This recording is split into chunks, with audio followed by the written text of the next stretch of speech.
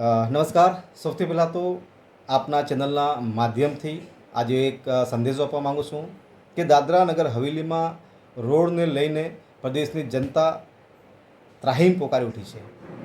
ઉપરથી 3-4 દિવસથી લગાતાર વરસાદ અને વરસાદના લીધે ખરાબ થયેલા રોડ એકદમ ખરાબ થઈ ગયા છે, જેના કારણે દરરોજ અવર જવર કરવાળા લોકો ત્રાહિમ પોકારી ઉઠ્યા છે. આપના ચેનલના માધ્યમથી હું સંદેશો આપવા માગું છું જિલ્લા પ્રશાસનને, જિલ્લા પંચાયતના પ્રમુખને અને નગરપાલિકાના પ્રમુખને કે આવનાર રવિવાર 3-4 દિવસની અંદર રોડના ખાડા પુરાવા માટે યુદ્ધ સ્તર પર કાર્ય શરૂ નહીં કરે તો આવનાર દિવસમાં આવતા સોમવારથી દાદરા નગર હવેલી કોંગ્રેસ કમિટી દ્વારા રોડ જ્યાં નગરપાલિકા અને જ્યાં જિલ્લા પંચાયત વિસ્તારમાં ખાડાઓ છે ત્યાં પર અમે વૃક્ષારોપણનું અભિયાન શરૂઆત કરી દઈશું અને સાથે જ નગરપાલિકા પ્રમુખ અને જિલ્લા પંચાયત પ્રमुखનું કોંગ્रेस कमेटी द्वारा घेराव કરવામાં આવશે.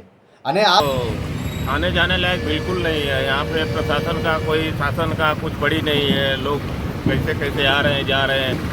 1 किलोमीटर का सफ़र 1 घंटे लगते हैं. अब इसमें क्या बोला जाए, तो कुछ मतलब हद हो गया यहाँ का प्रशासन का. पूरा नगर हवेली में रोड खराब है. खाली ब्रिज पे चढ़ने से कुछ तो काम होने वाला है नहीं. ब्रिज तो एक इस पार उस पार जाने के लिए साधन है. बाकी रोड का जो स्थिति है बहुत बुरा है.